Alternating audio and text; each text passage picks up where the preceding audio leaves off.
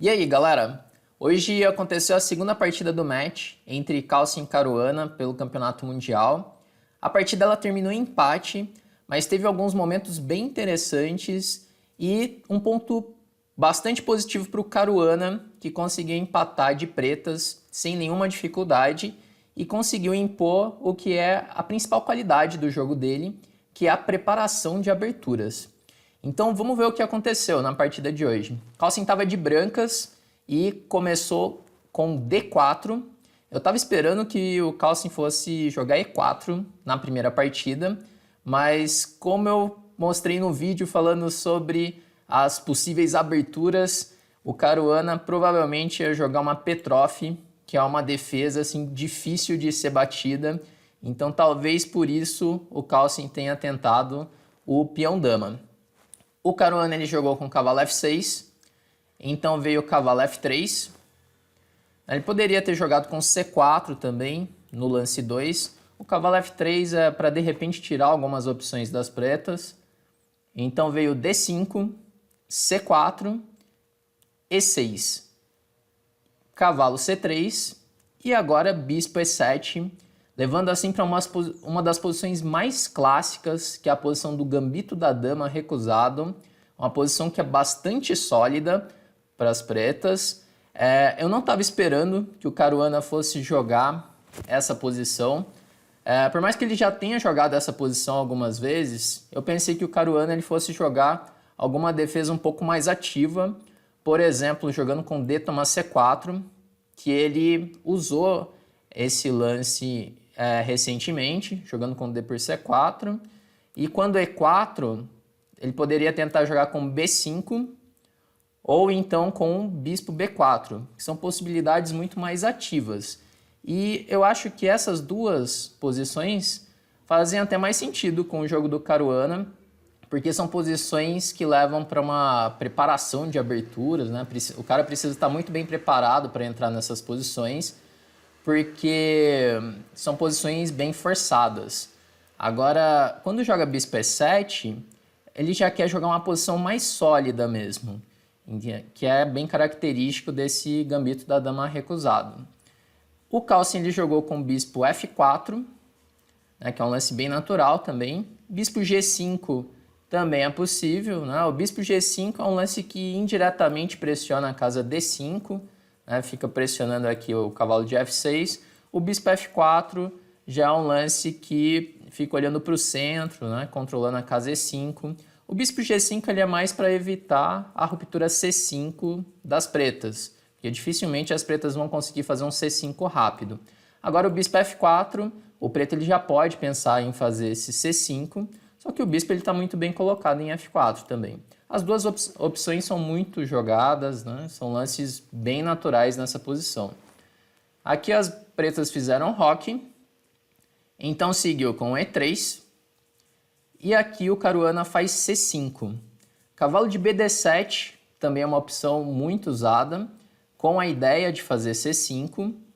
Só que aqui ele faz o C5 direto, que é uma posição que já vai ter mais contato entre as peças. O cavalo BD7, por exemplo, se as brancas jogam com C5 para evitar o C5 das pretas, leva para uma posição um pouco mais fechada, uma posição de mais manobras, em que as peças não têm tanto contato ainda. Esse C5 já é um lance mais direto.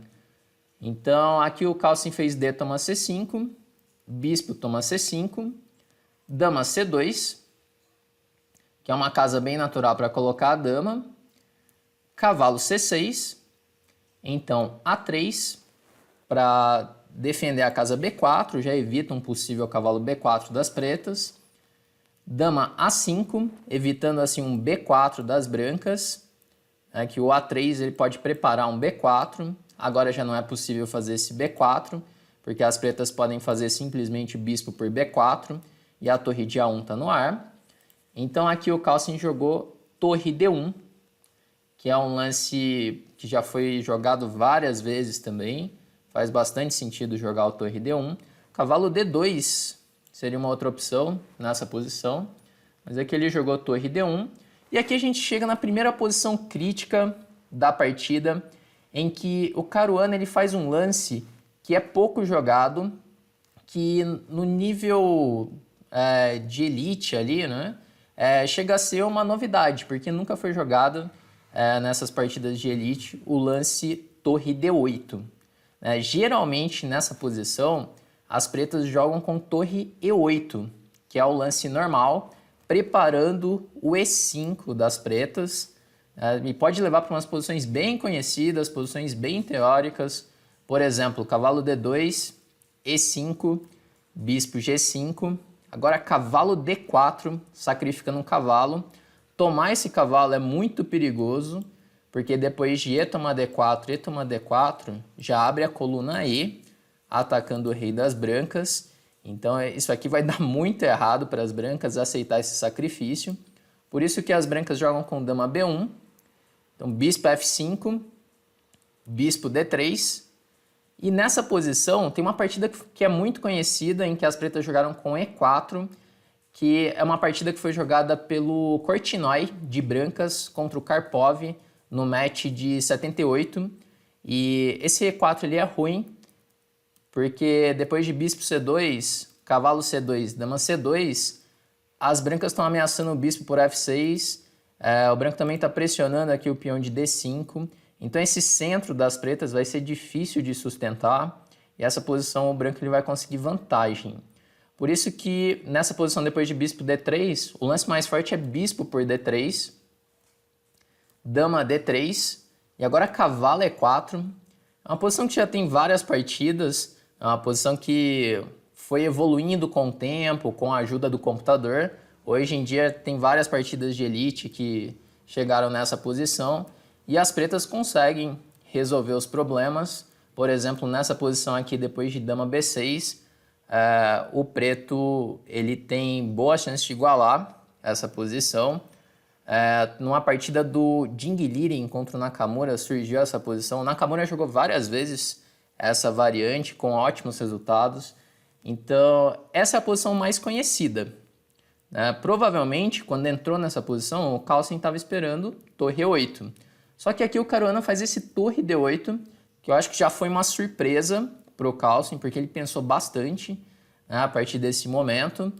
E o Caruana estava na preparação aqui. E esse foi um dos motivos dele conseguir igualar com certa facilidade nessa partida, porque ele estava muito bem preparado e ele conseguiu uma vantagem muito boa no tempo. E no momento ali mais crítico da partida, o Carlsen ele acabou não entrando na variante principal, a variante que buscaria vantagem ali. E com isso o Caruana ele conseguiu igualar a posição. Mas então esse torre D8 foi o primeiro momento crítico, que ele joga um lance que é pouco usual, mas é que é bem interessante nessa posição. Jogou aqui então bispo E2, cavalo D2 poderia ser uma ideia, para não ter mais a ideia de cavalo E4, porque agora não tem esse tema da cravada. E, por exemplo, depois de D toma C4, cavalo por C4, torre por D1, dama por D1, e agora dama D8, e vai entrar em um final em que a estrutura está simétrica, mas o branco ele parece que está com as peças um pouco melhor colocadas nessa posição. Provavelmente entra nisso, no caso de cavalo D2. Mas o Carlsen jogou com bispo E2, então seguiu cavalo E4, roque, cavalo toma C3, B toma C3, e aí nessa posição o branco está com a ideia de jogar cavalo G5, porque agora não tem nenhuma peça para defender o rei. E por isso o Caruana ele faz H6, para evitar esse cavalo G5. Aceitar o sacrifício aqui, tomando o peão de A3, é muito perigoso. Se, por exemplo, dama por A3, tem torre A1, aí já está caindo a dama. E se bispo por A3, também tem torre A1, cravando o bispo de A3. E daí, por exemplo, D toma C4, cavalo G5, G6 e agora E4, com a ideia de bispo C1, sempre aproveitando esse tema da cravada. Então H6 é um lance necessário nessa posição. E aqui o Carlsen jogou com A4. Agora ele teve que defender esse peão de A, porque as pretas estavam ameaçando jogar com D toma C4 e podendo assim tomar o peão de A3. Então jogou aqui B toma C3, H6, A4 e agora cavalo E7. Então as brancas seguiram com cavalo E5, que pode ter algumas ideias como um bispo H5 em algum momento. Bispo D6, tentando organizar as peças, controlando aqui a casa E5. Então C toma D5, cavalo toma D5. E aqui a gente chega na posição mais crítica da partida, que o Carlsen ele tinha uma opção muito interessante e ele ficou bastante tempo pensando nessa posição. Só que o problema é que o Caruana estava com muito mais tempo nesse momento e ainda não estava claro se o Caruana estava na preparação da abertura ou se ele já estava encontrando os lances ali no tabuleiro. Como ele estava jogando muito rápido, tinha a possibilidade dele estar na preparação ainda.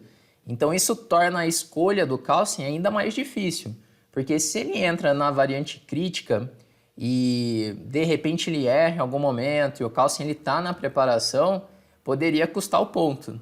Então essa foi a posição assim que o Carlsen teve a escolha mais difícil da partida.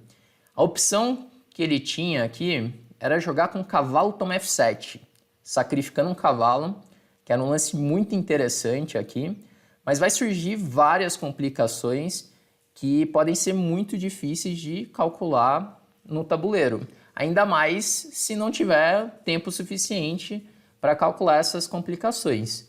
Então, na partida, o Carlsen ele jogou com bispo F3, que é um lance muito mais sólido, e provavelmente quando ele fez esse bispo F3, ele já estava pensando em um empate, porque depois desse bispo F3 vão trocar várias peças e o branco ele não vai conseguir nenhum tipo de vantagem. Mas aqui vamos ver algumas posições que poderiam surgir depois do cavalo F7. Aqui a variante crítica é com rei toma F7. No caso de cavalo por F4, então cavalo por D8.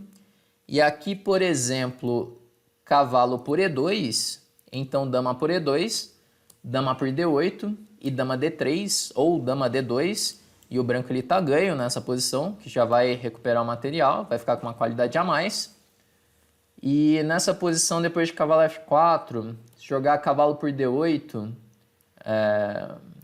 e agora o preto ele tentar dama por C3, as brancas podem simplesmente tomar a dama, cavalo por E2, rei H1, cavalo C3, e no final cai o bispo em D6 e o branco também está com material a mais.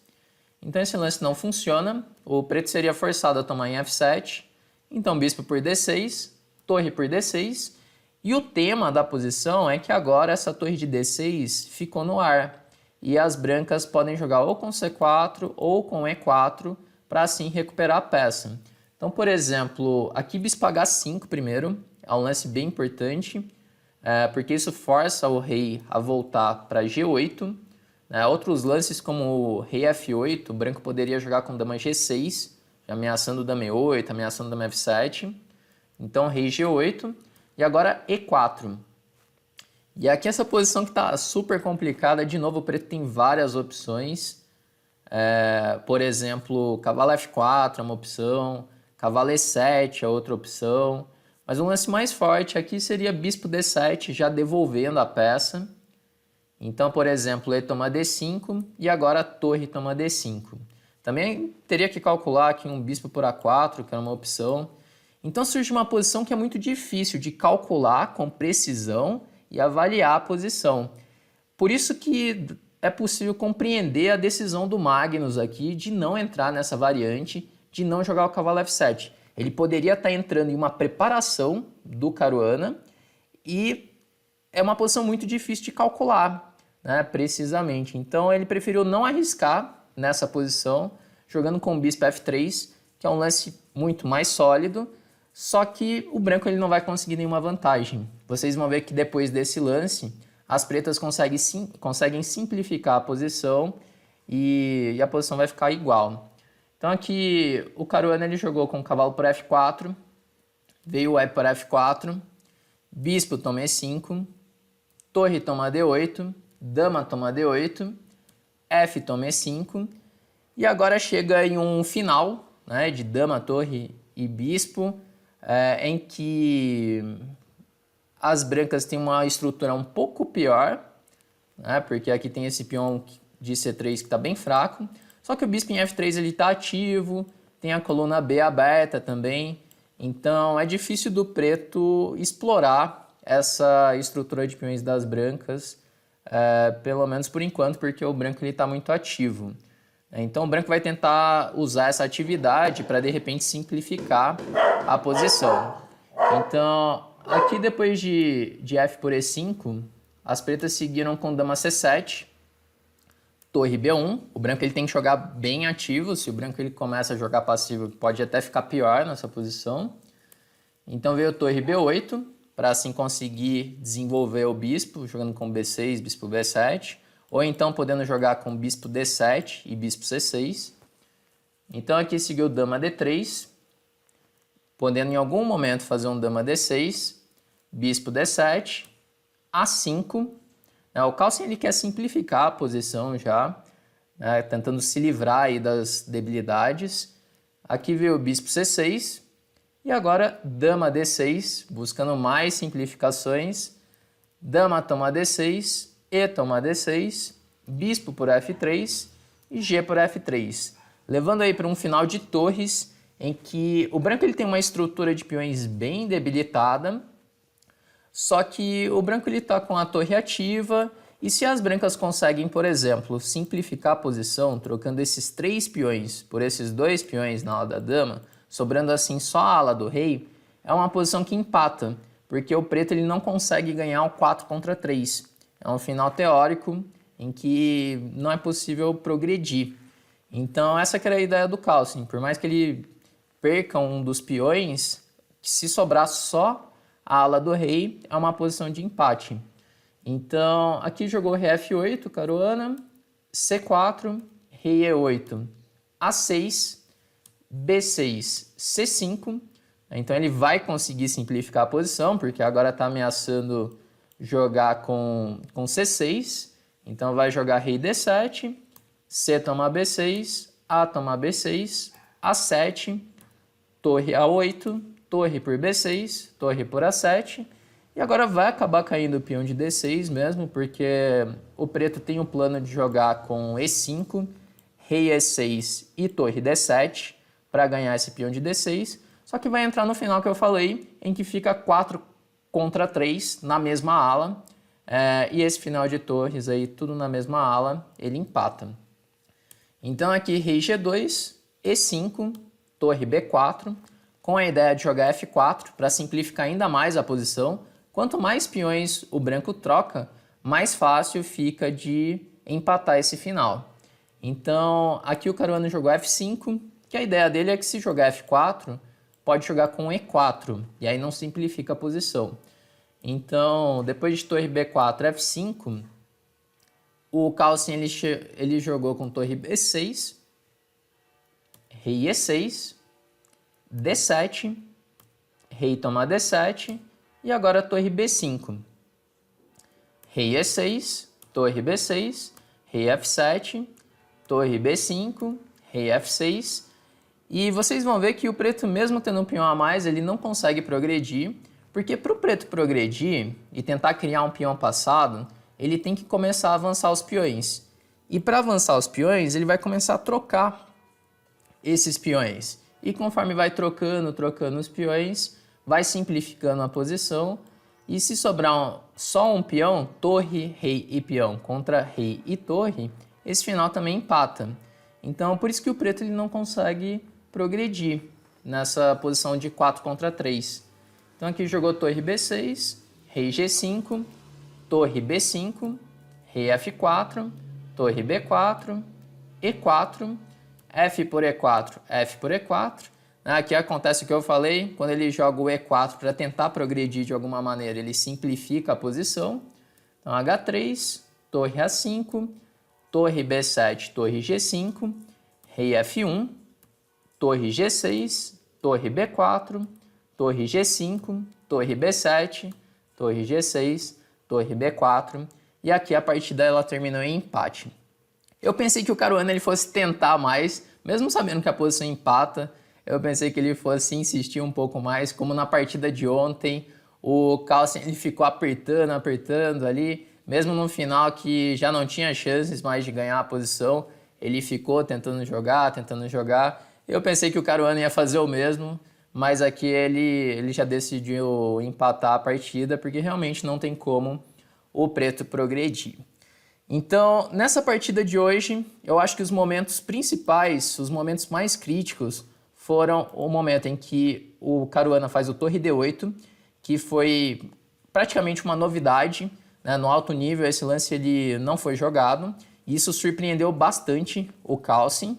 E o outro momento crítico foi o momento em que poderia fazer o sacrifício, o cavalo por F7, e o Carlsen ele jogou o bispo F3, porque ele não tinha tempo suficiente para entrar numa posição assim tão complicada e tinha chance do Caruana ainda estar na preparação, o que seria ainda mais difícil para o Carlsen. Bom, então a conclusão dessa partida é que ela foi bem positiva aí para o Caruana, preparação de aberturas excelente, deu muito certo nessa segunda partida, ele empatou de pretas sem dificuldades, né? E para o Carlsen, não foi legal, porque ele não conseguiu pressionar de brancas, né? Em nenhum momento ele colocou uma pressão para o Caruana.